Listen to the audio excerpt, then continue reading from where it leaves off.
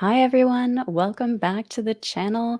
Today I have Zack Argyle with me. We're gonna talk about his reading, writing, and anything else that comes up. If you have questions in along through the chat, feel free to put them down. We'll try and get to them as best as we can. And in the meantime, Zack, why don't you go ahead and introduce yourself, your books? Sure, yeah. Yeah. So first off, thank you for having me. Like we've been Mm, trying to set this up for so long, yeah. and I'm glad that it finally happened. Thank you So so much for being here. if anyone is not subscribed to Kayla yet, then you should do it immediately because she's the best. Thank you. Um, so I'm Zach, and I wrote the Threadlight trilogy. The third and final book came out last August called Bonds of Chaos. You can see all three of the books back there behind Kay on her shelf. You can see the blurry version of Bonds of Chaos here on my shelf as well. Uh, oh, we got to get some questions already about my Twitter bio. Nice. Uh, and yeah, so that's pretty much me. The Threadlight trilogy. Welcome, Alan. Hello, hello, friend. Hello, Alan.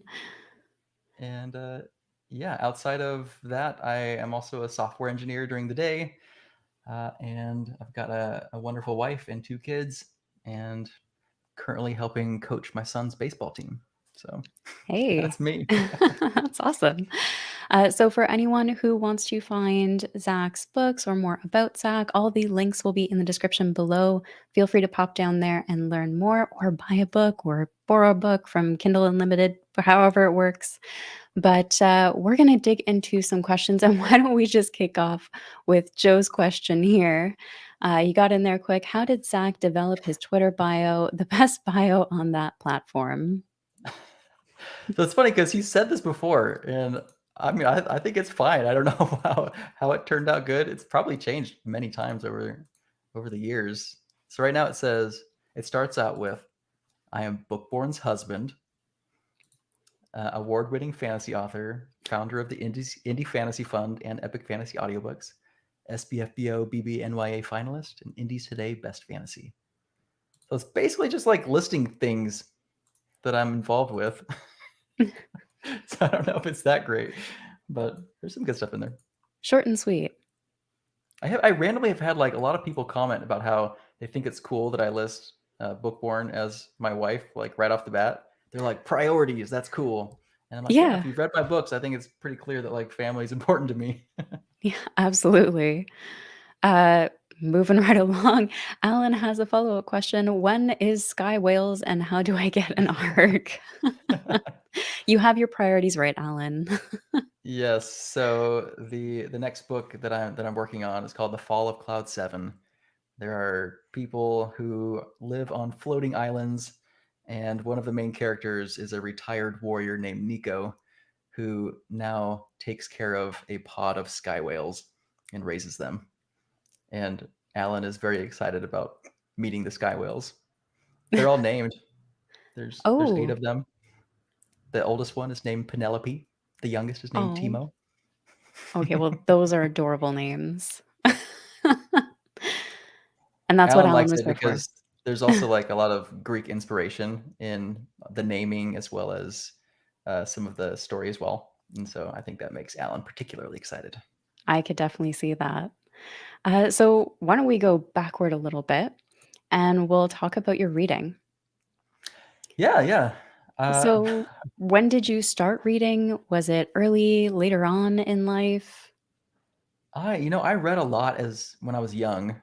Probably going up, and I got really busy with school and sports and things like that afterwards, and kind of stopped reading probably for most of junior high and high school. I remember being in high school and really just like not reading anything. Even like in my English classes when we were assigned things, I did a lot of Spark Notes.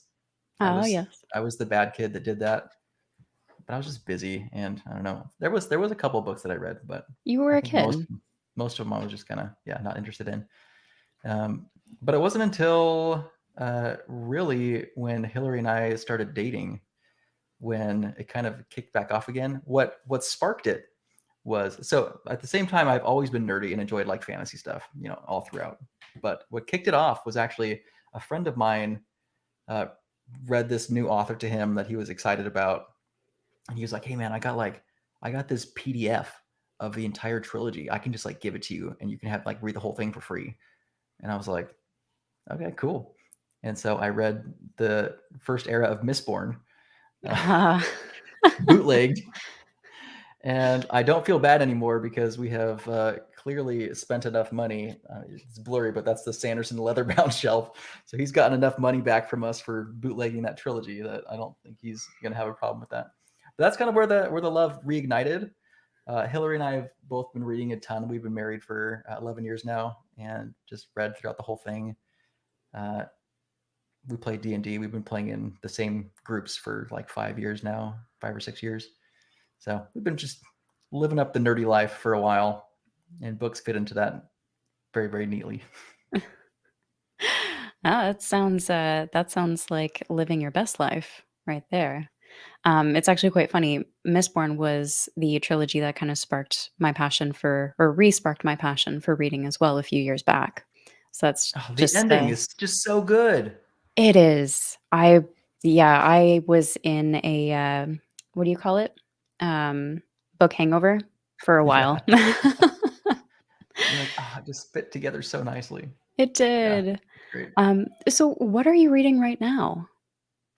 So I am currently reading Six of Crows Oh, how's that by Leigh going? Bardugo. It's great. It's a very, very fun read. Um, I'm probably about halfway through it. So part of the reason why I'm reading it is because one of the storylines in my new series is a heist storyline, and so Mm, it's a bit of research. There's like a group of younger people that are going on this heist, and so I was like, oh, this feels like what I've heard about Six of Crows, and so now I'm reading it to get a little inspiration and see if I can nail it as well as supposedly she has. very nice. And just along that comment, Alan says that he is preparing to hunt them. Don't do it, man. You don't want to mess with Nico. He'll come for you. And Joe actually has a question relating to the fantasy aspect fitting into your life. Do your kids show any interest in fantasy books or other nerdy stuff? Oh yeah. Yeah. My son probably has like, I don't know, 150 books in his room, Oh, and wow. the majority of them are fantasy. That's like the one thing where like Hillary and I are like, we will always spend money on books. Like we'll be Yeah. frugal and like a lot of other things, but books we're always happy to spend money on. So your So yeah, house he's is got just individual libraries all throughout in different he's rooms. he's got his own library up there, and it will over time shift. So I have two kids. I have an 8-year-old and a 4-year-old, and the 4-year-old is just starting to read, and so Mm. once she gets there, she's gonna probably start inheriting all of his books, and then he'll start inheriting our books. So it'll just be a circle of life. A wonderful circle. Yeah, he's got. If you need like fantasy series recommendations for like 8 to 11-year-olds, my son has a million. Dragon Definitely. Masters was one of his early ones that he really liked. There's like 20 books now in that series. He's Oh, currently wow. reading a bunch of Goosebumps books. Those Uh, are fun. we've done Redwall, Harry Potter. So, well, Oh. we've only let him read the first 3 Harry Potter books, and we're like, you got to stop. You're only 8. You got plenty of time. You gotta make them space it out a You got little to make bit, till grow with the 11, right? characters. 11's the age, I think, right? So what's an underrated book or series that you would love to see more people reading? Oh, I mean, I think there's underrated is such like an interesting one, right? Because Mm. underrated can mean, I think, quite a few different things. So And how about often, a book that you love that doesn't often get love? hmm, I feel like one that I don't hear, and so again, this like it's kind of hard because like underrated, if like Mm. my author brain is hard to turn off because I'm like, okay, if it's sold a bunch on Amazon, it can't really be underrated. But then there's books that like I know sell very well on Amazon, but I never hear about like in like the bookish community. And Right. so one series that I think is really great is a series by J.A. Andrews. It Okay. starts with Dragon's Reach. 3 books. It's a completed trilogy. Her characters are just fantastic. I think anybody who likes my books will probably like her books. Uh, I think it's probably a little bit more closer to YA than my books. I Mm. think mine is like low adult, kind of like PG-13 stuff. Hers is PG-13 also, but maybe a little slightly skewed younger. Uh, but they're great. Yeah, the characters are so good. There's this like kobold character that like likes to make everyone look pretty and like fix things, and so they just go about. I can't remember what. There's like a word that is in the book that they made up. It's like embellishing or something like that. So she just goes embellishing everything. Oh, It's so cute. like a take on Team, embellishing? I'm Team Pern. Yeah, yeah, exactly. That's a great Oh, series. that's awesome. So, um, which one would you categorize that under? Because you said you would put it under 2 different categories. Is it a book that or a series that sells a lot, but you just don't hear about it? Yep. Yeah? And honestly, I think that's fairly common. Like Mm, the general readership, uh, especially on Amazon, they have their tropes that they love and they want to hear about. And if you have them, your books will probably sell. If I put dragons in my books, I would probably sell twice as many. Like not even joking. There, it's just that's just kind of how people what they want and they get what they want. It's capitalism. yep. And as indie authors, we don't have a way to break out of capitalism. Whereas traditional publishers, like they can decide what they want to push, and they have a Mhm. big enough audience that they can push kind of more novel things. But the people succeeding the most in the indie world are the ones who are hitting popular tropes, which is kind of an interesting thing. Yeah, and, I think one of the example of that is Ryan Cahill Yeah, yeah. with his series that he's written. I haven't read them, I've only read the novella, The Fall, Mhm. but, he's been doing exceptionally well with his books as in what he's written and the classic fantasy vibes that people are saying it gives. Yeah. It seems like it touches a bit on nostalgia. Absolutely. Yeah, Yeah. yeah. It's like one of those things where it's like you want to feel that nostalgia, but then you also want to feel it kind of mixed in with something Mm. new that feels modern. And that's exactly what he's done. And so people are really, really, really liking that. And Michael R. Miller is another one who writes Dragon Rider fantasy also. And oh my gosh, that guy sells a lot of books. Oh, Let me tell really? you. I've had conversations with all of these people and I know how many books they're selling and how things are going. And it's going very well for these guys. That's goals right there for authors. Yeah, yeah, yeah. So, speaking of the author side of things, at what point did you know you wanted to start writing? Oh, so this is a D&D story. Oh, nice. Yeah, Let's go. so well, I guess it kind of it starts out much earlier than that. So when I was in high school, I actually originally wanted to go into journalism. In my first year at college, I was studying broadcast journalism because I wanted to be a TV Ooh. anchorman and tell everybody what the news was. Did Uh, just went the other way. I didn't end up going that way, obviously. Uh, but I've always loved writing, and I've also really loved short form writing. So I did a lot of songwriting and poetry and things like that, which Hmm. is actually coming into play in the new series as well. Oh. But it really kicked off, yeah. So when we started doing a lot more reading, when Hillary and I were together, all of these ideas that I had from a long time ago about story ideas and things like that just started coming, but I didn't really no plan on following through with them. The moment that I decided to follow through with it was when I was the dungeon master for a campaign, and it was with us and all of our best friends. We're playing in person in California at the time, and we had been playing, I think, for probably like 7 or 8 months at this point. I had like everyone had given me backstories for their characters, and I had been like weaving their backstories into like the main Mm. overarching storyline, and then I had like this other storyline on top of that one. And there was this moment where the characters defeated this like boss, and a little like underling comes, and after they defeated the boss, just walks up to one of the player characters and got down on their knees and started bowing and said, "First Lord." And then we ended the session, and everyone turned to like the person in real life and were like, "What?" Because they were like from like the bad faction that had been like hunting them for like the entirety of the campaign. And now there's this person who like is claiming that they're like the leader of that faction, and they're like, "What is happening?" And like literally like they gasped out loud, like the people in real life. And it was that moment where I was like, "Oh my gosh, like I can take all of these like complex things and backstories and weave them all together, and it works."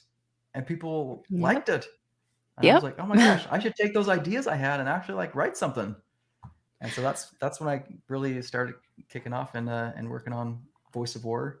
That was originally just called Threadweaver, Okay. and so it got a name change several times throughout the process.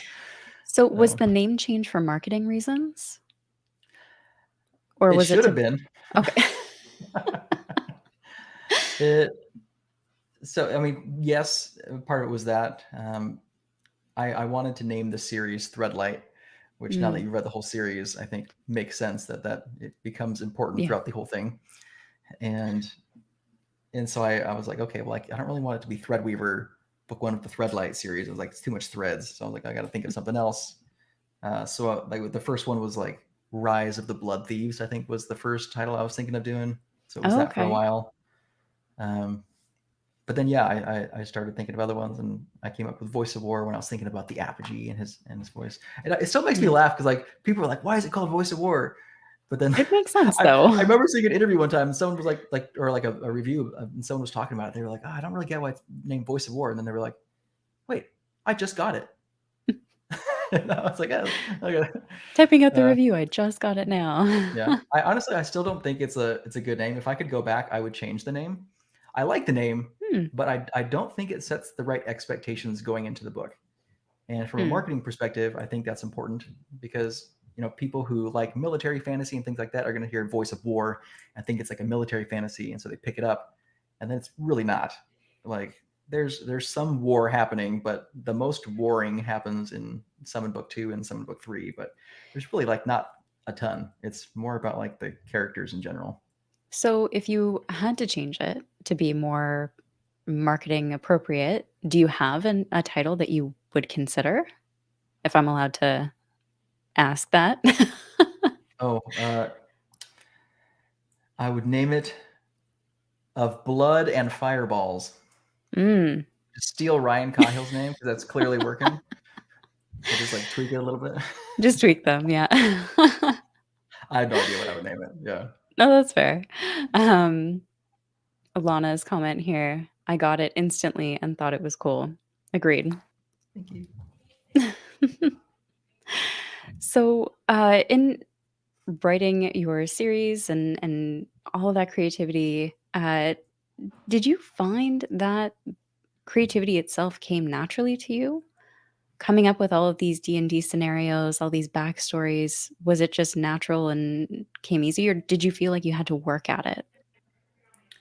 Oh, it's a lot of work.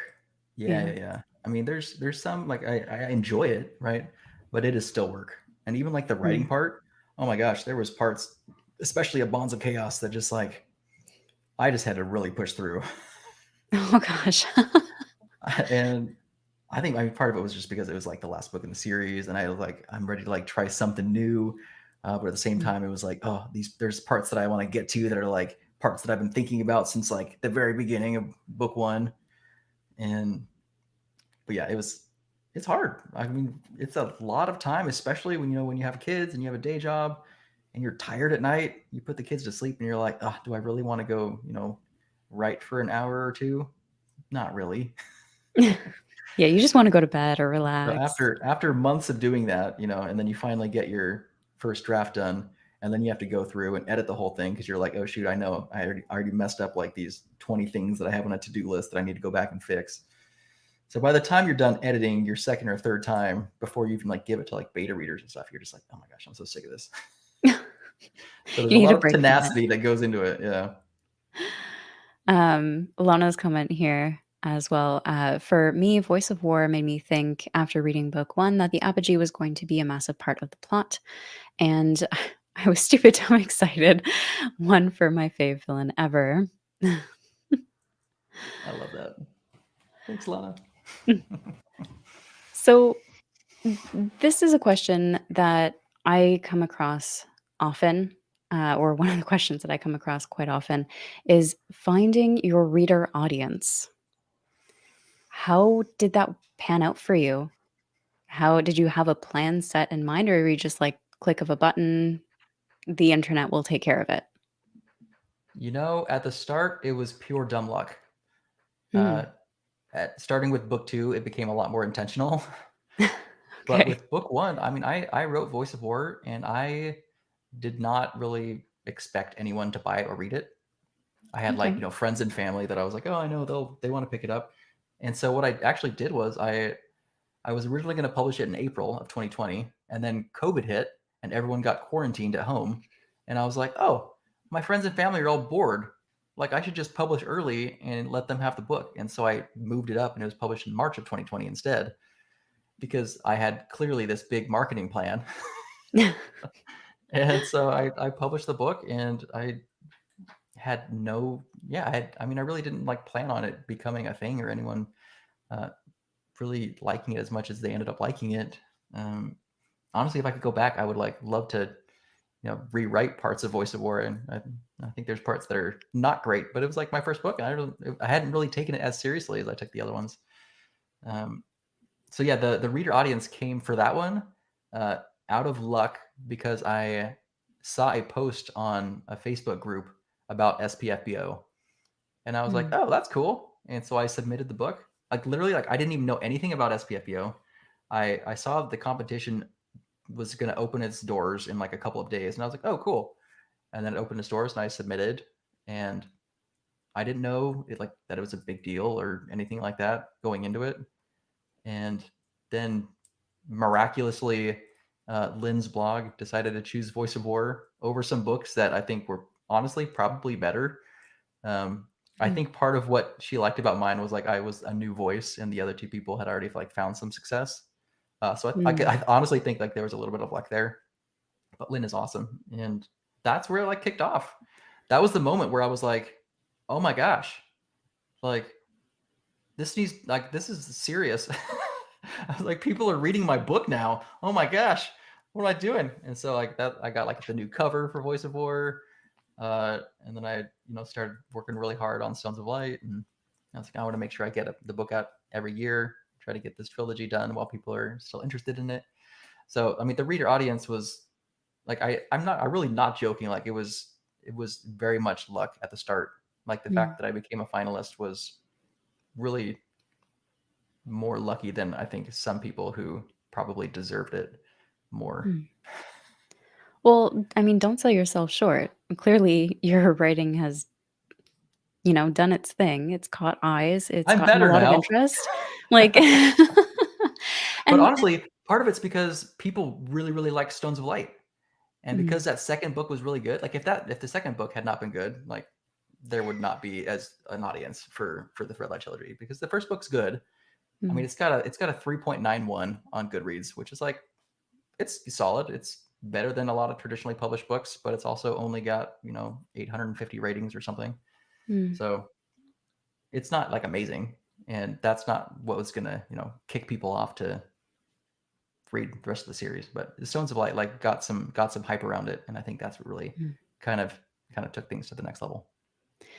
Yeah, and I think that just goes to show, like you said, that was your first book. That was the first time you wrote a story, put it out in the world, and you had that moment of, "Oh, people are actually going to expect something now, like a continuation of this." You actually rose to the challenge, right? You Yeah, took that and you said, "You know what? I'm gonna do better at this. I feel like I can do better. I'm gonna do that." And I think that's an admirable trait because some people would just go, "Oh, okay, people are paying attention. I'm just gonna keep going." Right? They I don't don't think I don't to like to fail. You should know that about me. If just I let say the I'm going to record do show. something, I am going to do it, and I'm not going to fail at it. It might not be perfect, but it will be done very well. Dang it. Hello, Andy. He says, "Stones of Light was the accelerator. People went nuts for it, and for a good reason." I absolutely agree. I love that book, honestly. That book was so fun to write. It was Yeah, it was much easier to write than either of the other ones.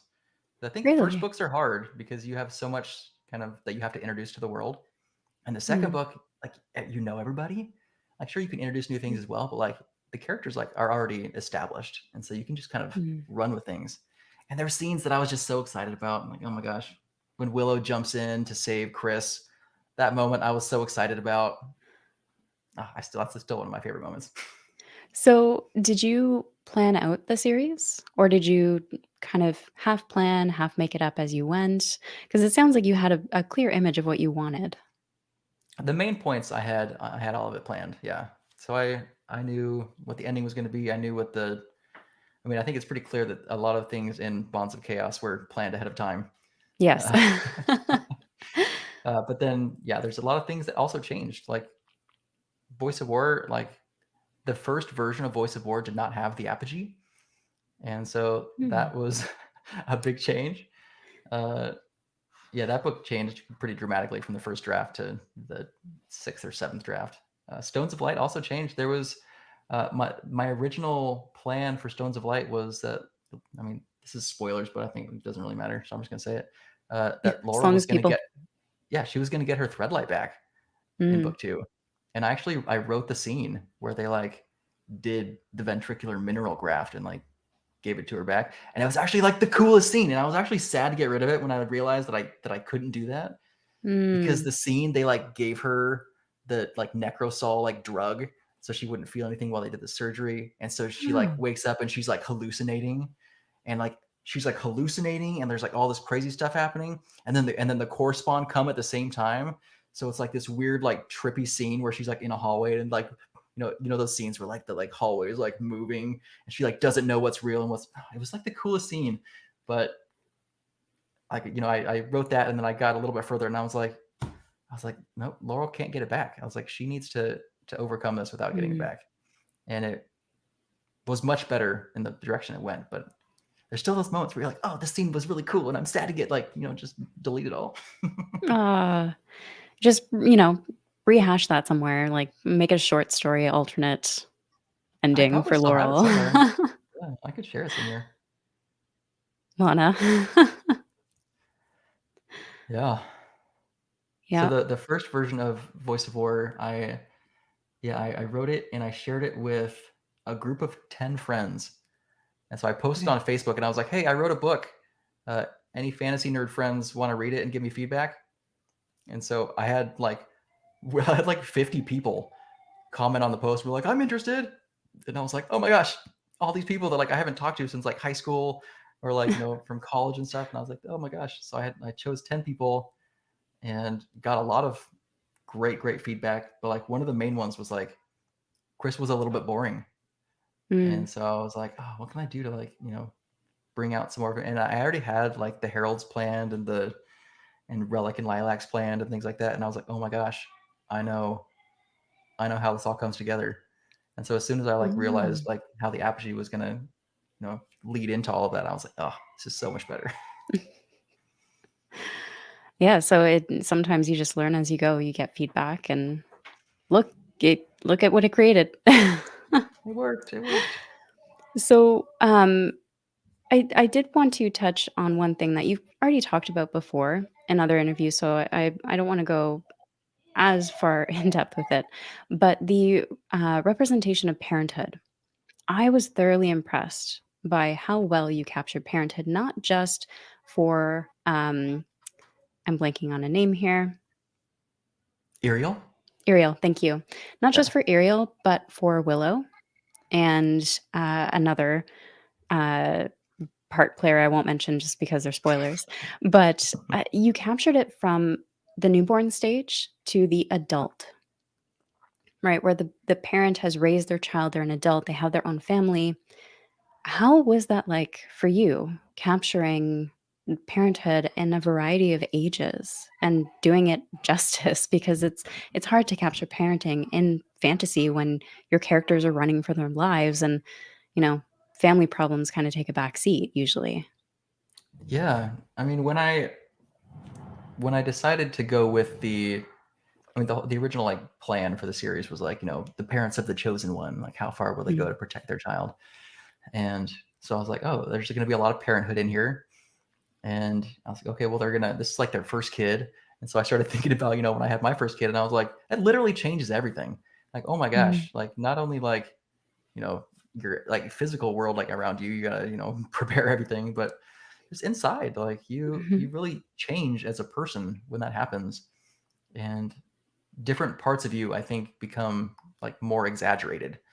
And Mm. it's also just like not always fun. Like there's a lot of parts of parenthood that are just like really sucky Yep. and it's frustrating and hard. And So I was just like, I was really excited to kind of dive into that because I was like, I don't think I've really seen much of Parenthood. I mean, I've seen some, but usually it's like, they're the parents, and it's like it's usually like a stern parent, taking care of their kids and Mhm. making sure they don't do something wrong. And I was like, and this is different. This is like parenthood between the two parents, rather than parenthood between the parent and child.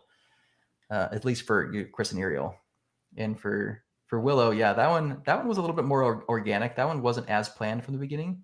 I knew Okay. I wanted her to be, an important part of it, but it was it was really just like as I wrote more of her story and put myself in her shoes, I just got a lot of empathy for what she was going through, and Mm. like what she, like the sacrifices that she had made throughout the years, and now all of a sudden, like her kid is missing, and like, oh my gosh, what am I going to do? And then they get reunited and all of these things, and I was just like, oh my gosh, it's I just like I felt bad for her, and I was like, this is like, if I feel bad for a character, then I want to explore how they're feeling about all of it. And Mm. so yeah, when she meets that other character, and they get to kind of bond over parenthood together, it was kind of like cathartic for myself to write down all of these scenes between these characters. You sat down, you're like, "I need this as much as she does." Yeah, yeah. A lot of the quotes that I really like in the book are quotes that are probably good for me to hear. Mm. No, that makes sense. I mean, it kinda ties into another question I had, which was you come across as quite an introspective person, and I think those quotes show that you pulled experience from your own life, but from others that you know as well, because you've talked about consulting with your wife on this too. Um, that you took time to sit and think on it. Would you say you're an introspective person that it did impact your writing to that degree? Yeah, yeah. I mean, for a lot of reasons, yeah, I think that's definitely true. I did a personality test maybe like 5 or 6 years ago as part of work. It was like this really thorough one, Oh, and wow. apparently people with my personality type often become therapists, Oh. which is I think also why I am like an engineering manager at work. And so I have a team of 15 people, and I meet with every single one of them for 30 minutes every week. And a lot of times it feels very much like a therapy session where I'm just like, let's talk about how you're feeling. Like, how do we make sure that you can be productive and happy, and what can I do for you? So yeah, there's definitely a lot of like introspection. I'm an introvert at heart, and so I'm often in my head. I know how to turn it on, but you ask my wife, and she's gonna be like, oh yeah, Zach's 100% an introvert. So I'm always in my head, kind of thinking about things. That's not a bad thing to a point. Love that description. Different parts do get more exaggerated when you are a parent. Absolutely. Lana, I felt Ariel's feels in my soul. So relatable. Also, the relationship aspect of the trilogy was just chef's kiss. Completely agree. I also just wanted to show like a healthy couple. Like That's it not I too. mean, it was hard for them. Like they like Mhm, got mad at each other several times, but it was also like they dealt with it, in a mature way, and like, we love mhm. each other. Let's work through this. So I thought that was important too. Yeah, No and drama for the sake of drama. yes, thank you. Um, it you did it too with other relationships, though, through friendships. Each of these characters built bonds that felt like they earned it, right? It wasn't just like, "Oh, now you're friends for the sake of X, Y, and Z plot that has to play out and everybody play nice." You actually took time to develop these characters in such a way that made them feel relatable, human, and in such a short page count, which was very impressive. Um I think Voice of War could have used some more words, but yeah, I think by the end of Stones of Light, everyone was pretty much sold on the characters and relationships and Mm. stuff. So that was good. Yeah, and like you said, it was your first book. You learned from there, and definitely it shows. Um, Andy has a question here. What was the inspiration for Five Silver Rings? Oh man, do I remember what the inspiration was? Is it? It kind of just that one kind of came like line upon line as far as like the inspiration goes. Like I had the idea. I mean, it's kind of hard to talk about a short story without like spoiler stuff, but I mean, I had like the core idea for the story, and then I started like writing it, and had some more ideas. And I was like, I really want to like make it feel like it's its own world and like inject some pieces in here. And so part of it was uh, Paper Menagerie by Ken Liu, Mm. which is just such a beautiful story. And like quite a bit of it is like written in these like little like flashback kind of viewpoints. And that was kind of what I want to do. I was like, for a short story, it feels kind of almost like a cheat code to be able to use like this like flashback kind of delivery to like dive into like parts of a person's life. And so I wanted to do that, but I wanted to do it in an organic way that fit in some kind of unique fantasy world. And so I was like, I'm going to create a way for this to happen where it makes sense. And I Mm. wanted to make sure that like, and obviously like, again, in this story, it's another like couple that love each other very much. And so it's a love story at its heart, but like in a fantasy world that's a little bit dark and definitely a little bit sad as well. Yeah, you went right with the knife to the heart for that one. Um, and along this line, actually, I wanted to ask, what was it like for you in as a writing experience going from a finished trilogy to a short story in a completely different world, completely different characters? Was it jarring? Was it refreshing? I loved it. I thought it was Mm. great. Yeah, by the end of finishing Bonds of Chaos and like going through all the revisions and stuff for it, I was really done. And so a bunch of people were like, "Oh, are you gonna write, novellas or short stories in the Threadlight world?" I was like, I will, but I'm not gonna right now." I was like, my creative like world just I need something else for a little bit, and so that was like scratching the itch, and at the same time, while I was like starting to plot out this larger separate series, so yeah, it was fun. That's good. And you mean you don't wanna burn yourself out either, right? If you did try and push through and write those novellas and you're not happy writing them, it's no Yeah, fun. and it's honestly it's really easy to get burned out as an author, both as a part-time author and as a full-time author. I mean, look at like Ryan Cahill. That guy just pumped out like 400,000 words in like a 9-month period or something. It's just insane. And I would be dead if I were him. Because it's not even just like writing it, but then you have to go and edit everything. And writing that many, like my books are like 100,000 words each, right? And so like even for me, like part time, like oh, by the time I'm done editing those books, like it's pretty much a burnout every single time. And I'm like, I just need some time to, you know, step away and relax. So No, that's fair. So along that line, I actually wanna dip into a different part because you talked about your work a little bit. So you talked about working for Pinterest, PlayStation, and Facebook or Meta now. Uh, do you have any intent to write a sci-fi series by chance? Those are all very technical jobs. So I'm surprised that you've leaned more towards fantasy than sci-fi in that regard. yeah, I have no plans for any kind of sci-fi stuff. I've actually like written Okay. down some short story ideas that are sci-fi, but as far Mm, as like long form content goes, I don't have any. No ideas have come. Probably because like I mm, mostly read fantasy also. Like right. I don't really read a lot of sci-fi. So I don't know. Yeah, but all of my ideas for long form content have been fantasy. That's fair. You separate your work from, your, other work in that regard. Andy has a follow-up question. How do you recharge your creative batteries? Oh, I mean, that was part of the reason why I wanted to do that short story because I was like, I feel like if I have something short with like bursts of creativity that I can finish, that's the thing for me is like what burns me out as an author is how long it takes to have something finished, Mm, right? Because part time, like it takes me a good 9 months really to like actually get a book fully done and edited if I'm like pushing myself. And usually what happens is like I don't write enough per day that I'm supposed to be writing to like, make it go smoothly. And so then towards the mm. end, and I had set, pre-order dates for these books. So I was like, oh my gosh, I have deadlines coming up.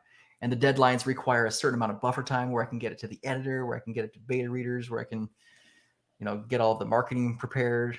And so there's a huge push at the end, and by the end of it, just because it's been such a long period of time dedicated to this single thing, I get burned out. But yeah, as far as like recharge go, doing a little like short story I think was really helpful.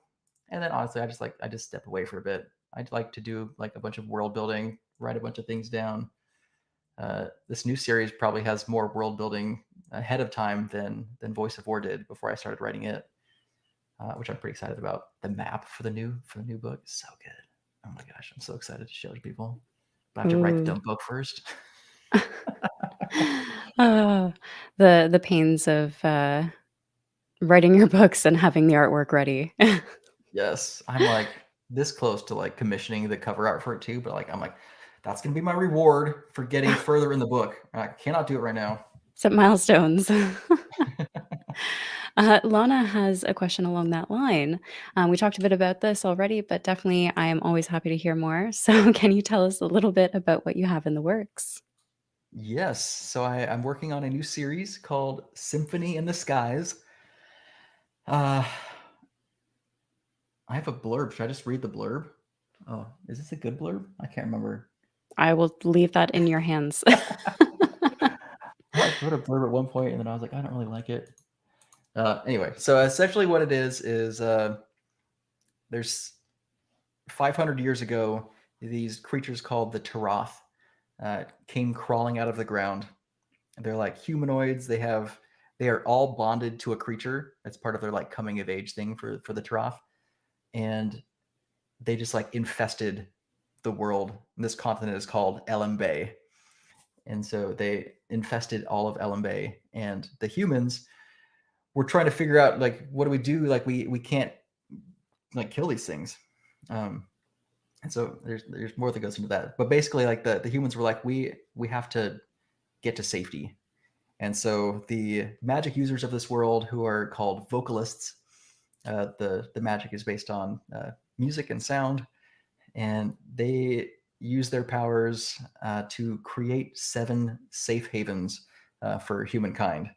And so they lifted up these giant, like 50-mile radius chunks of land into the sky.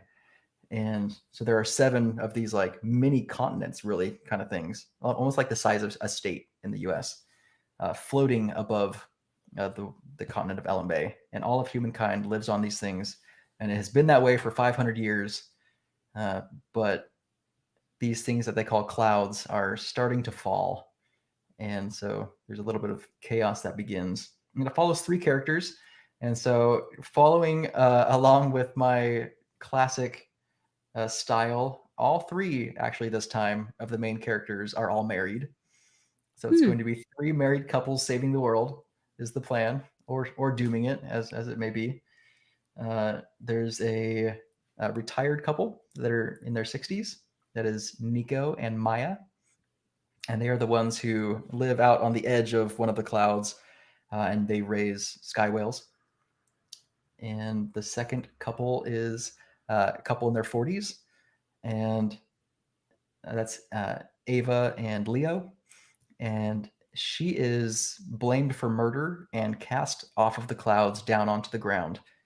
And so hers is a bit of a survival story to get back to her family.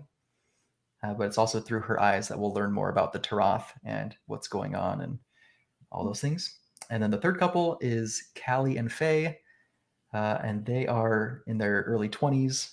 They are recently married, and Callie runs a tone reading shop, which is kind of like a palm reading, but in this world where so I had to explain that like the magic is based on the fact that everyone in this world, their soul has a tone, and there are certain people who can hear and affect that tone.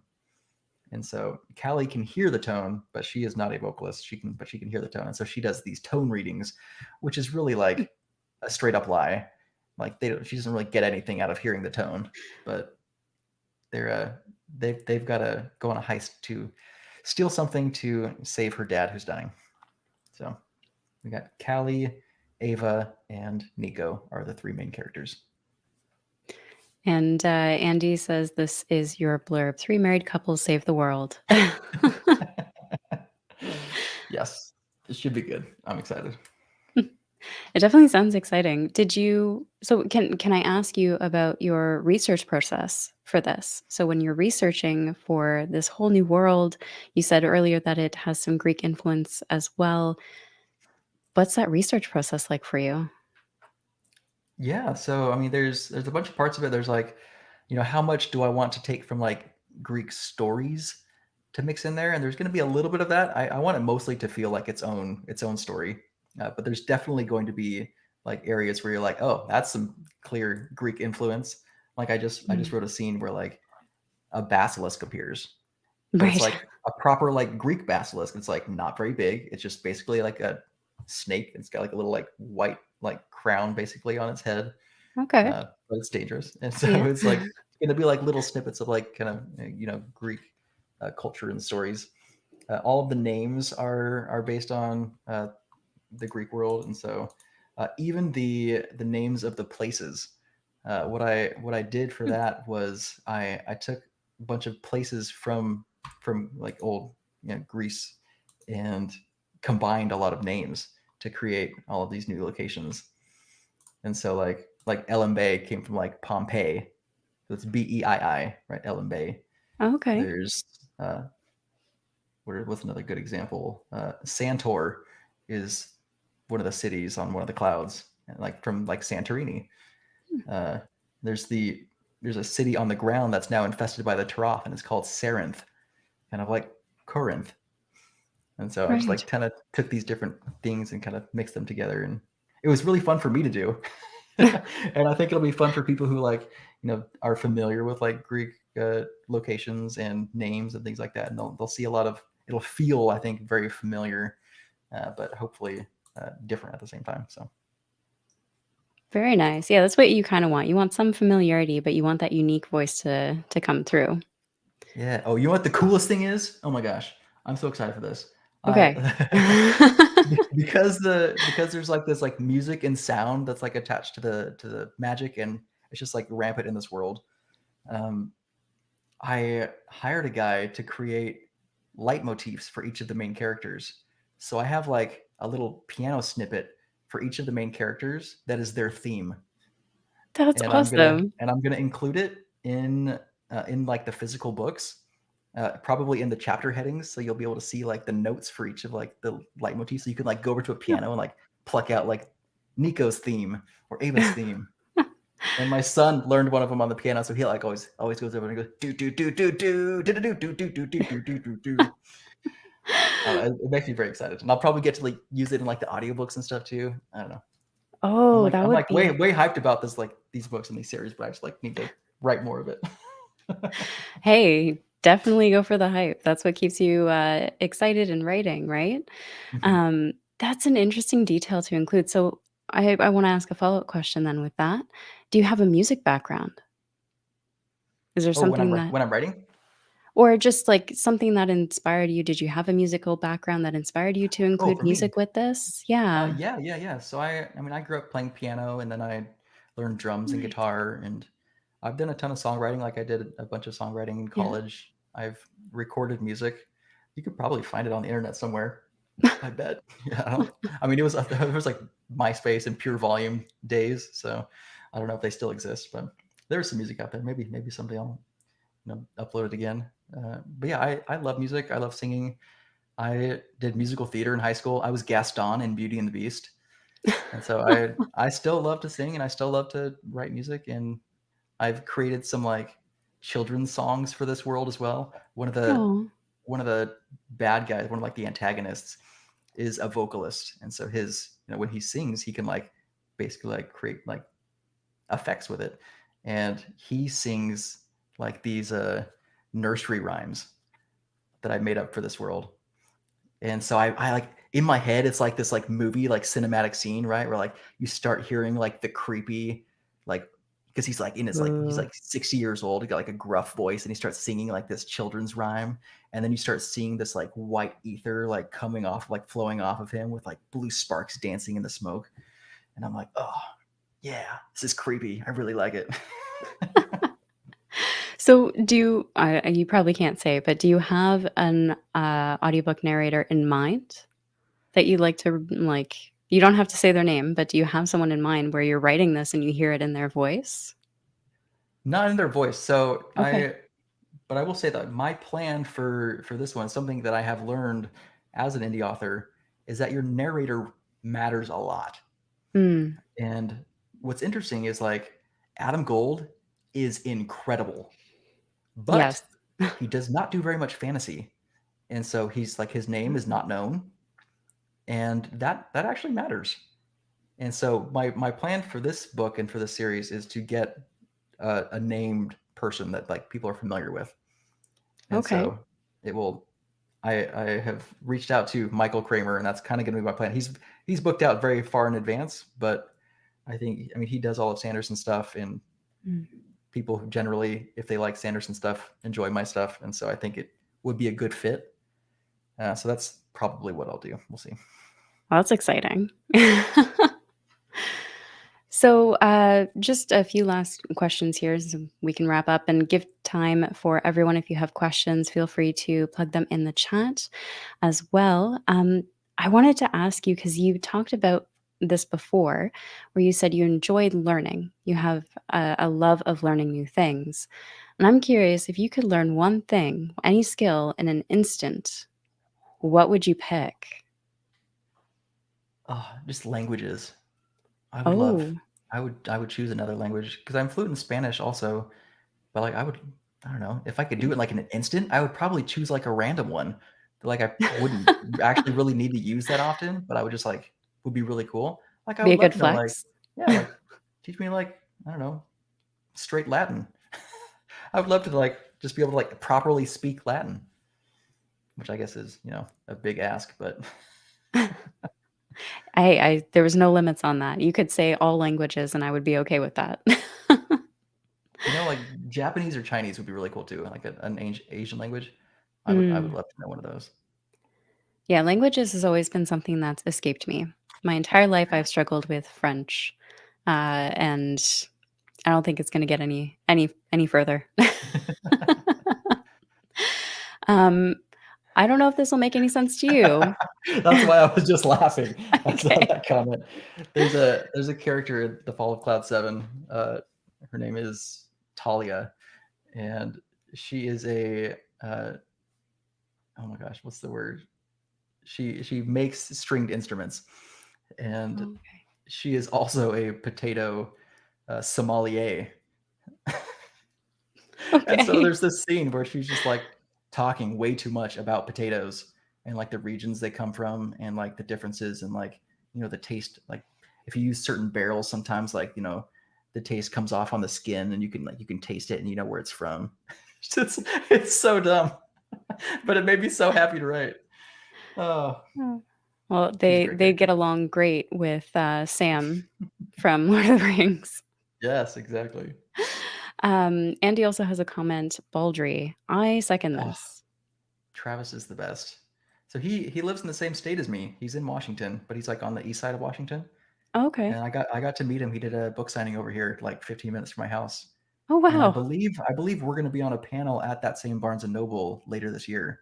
So if anybody Okay. is in Washington, come to that. It's going to be awesome. Absolutely. I wish I were closer for that. Yeah. And I just have to share this because it is very true. Alan is smiling somewhere right now, and he doesn't know why. And, Latin. Oh, that's why. Yeah. yeah. And, just to wrap up here, on a positive note, you talked before about that you actually enjoy hearing from readers. You love getting messages, and I just wanted to ask, was there any message in particular that stood out to you that still sticks with you to this day? You don't have to name people, don't have to give specifics, but I'm just curious, is there one that's just stuck so strong with you after all this time? There's a couple. I think one of them that's really stuck with me is if any of you know Trin, she messaged me Mm. when she started reading Bonds of Chaos and reading it with her, I think, son, one of her kids, Mhm. and she like sent me this really heartfelt message about like this conversation that Alrax has with her grandpa and how it felt like it was like written for her and her son to hear. And that was really special to me because I like that part was also really special to me. And oh my gosh, yeah. So that was awesome. I also got a message yesterday from another author whose 13-year-old is reading the series right now, Oh, and they were like, "Oh my gosh, I'm supposed to tell you that like you're now in like the couple of series that they've ever read that make them stay up late at night. They're just like loving it so much." And I was like, "Ugh, hopefully you don't hate me by the end of Bonds of Chaos." oh. No, no. I'm sure they'll just be like, "Wait, no, there's more." Yeah, but no, those like sweet comments that are like specific, right? Where they like talk about like Mm. a moment that like that really struck a chord with them. That's oh my gosh, that's like my favorite thing in the world.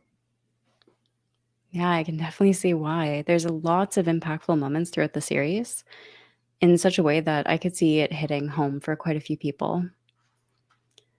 So I'll do a last call for questions. If anyone would like to throw a question in the chat, feel free. I'll give everyone a couple minutes because there's that streaming lag. Um, in the meantime, uh, what is maybe a message or something you hope people get out of your short story, Five Silver Rings? Oh, the message that I want people to get out of that one is love people while you can, because Mm, you never know what's going to happen, and honestly, like we try to be honest with our like with each other, with people we love, but you never know everything, and so try to love people as deeply as you can, as much as you can, because you never know. that's very that's a beautiful way to put it. And thank you. That was actually one of the talking points we almost forgot. I almost forgot. I'm being terrible. Any news about Kickstarters that you'd like to share? Yep, I'm doing one. I'm doing one either in June or July. It will be a leather-bound Sanderson style inspired, but it'll be an omnibus of the full trilogy. And so it's going to be a special edition. It's going to be uh, gold and blue foiled on the front Ooh. and spine and everything. It'll have like the cool binding on the side as well. There's going to be internal illustrations. I'm actually going to do a round of edits for the for Voice of War before it as well. And it will include a special Threadlight short story as well. So that will be coming out. But I'm like super excited for it.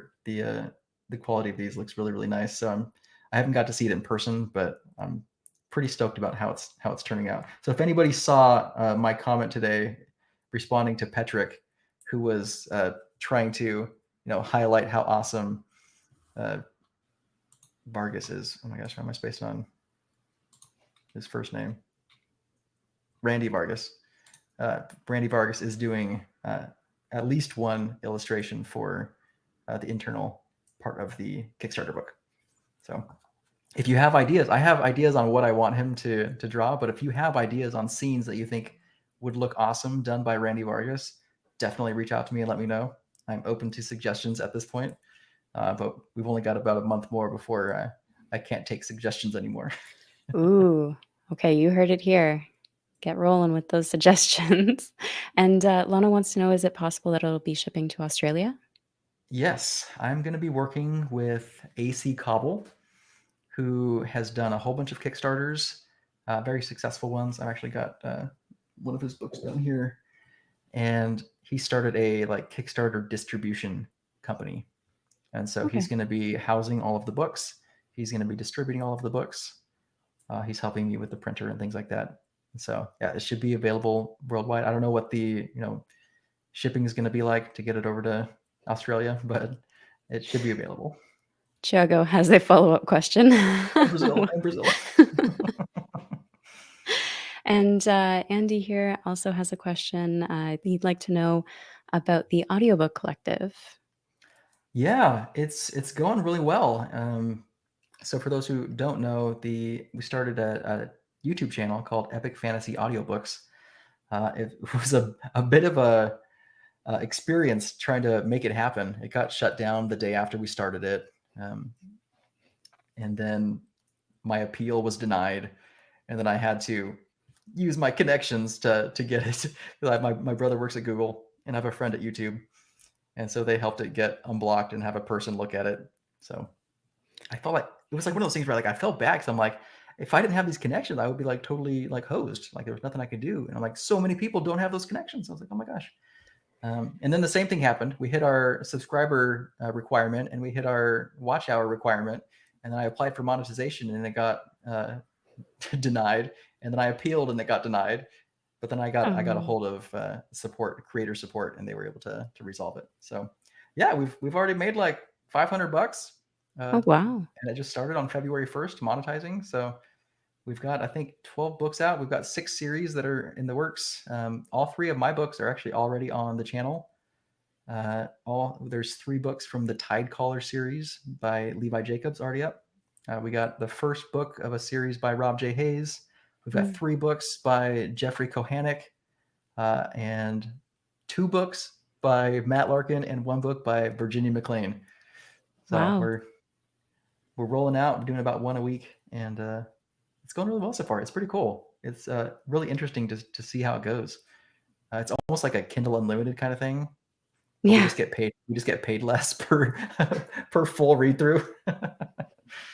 But So it's been fun. if an author wanted to learn more about this or take part, is there somewhere they can reach you or, you know, Yeah, get more you can feel free to details? DM me. You cannot be exclusive to Amazon, obviously, and Mm, that's the big kicker because most yeah. indie authors make the majority or all of their audiobook money on Audible. So you have to not be doing that. And we're not really taking anybody right now, but definitely reach out to Mm. me anyway, because 3-4 months from now we very well will like to take some more people on. But yeah, I'm definitely also happy to like just share the experience if people want to know, how to make it happen if they want to try it themselves. And I'll actually leave a link in the description below on this video where you can find that channel after our live stream here. So if anyone wants to take a look, by all means. And let's just make sure we don't have any last minute questions. Oh, Paul has entered the chat. Thank you. Those who don't know PL Stewart, the Yes, kindest human in the universe. I You have should get to know him. book here. Drowned Kingdom. Drowned Ah, Kingdom? nice. Yes, Drowned Kingdom. Names always escape me. Same. All right. One last minute question, and then we'll leave it at this one. How can we contribute to the Indie Fantasy Fund? I'm working on that. We're trying to make it like an official 501c3 nonprofit corporation, so that we can take donations properly and you can like write it off for taxes and stuff. So we are working on that. We were hoping to have it done by the beginning of February, and that did not happen. So hopefully March 1st will be the day that we open it up, and so we'll open it up to submissions and to contributions. Is the hope. That said, we don't want to do like a bunch of tiny ones, so we'll probably have like a minimum donation requirement, and probably do say like $50 or something as like a minimum. So we actually just had an author reach out. I will not say who it was yet, but they offered to donate a couple $1,000s as well, Wow, based on how things are going for them. So pretty exciting. that's incredible. So, author, like organizer of Indie Fund, and organizer of the Audiobook Collective, you've got a lot going on. I But should be writing. that's right. But Get back to I'm making writing. steady progress. This is part of the reason why I am in a writing group, because it forces me to have content that I've written to share with the people in my writing group. So if anybody else needs, a way to have some inspiration and drive, it's having people hold you accountable. Writing groups are great. Well, you've got your focus in a lot of supportive areas for other indie authors, along with your own works that you're doing. You've got your hands full, especially with trying to balance it all with your job and then your family on top of that. So thank you for all that you do for the community, for the stories that you share with us, and for, being interrogated here tonight. Thank you for having me, Kayla. You're the best. Oh, I really thank appreciate you. it. And again, if you want to check out more of Zach's writing, more about Zach and everything that he's doing, there will be links in the description below. Thank you to everyone for joining us, for your questions. And thank you again, Zach, for being here tonight. I really appreciate it. Thank you. Bye.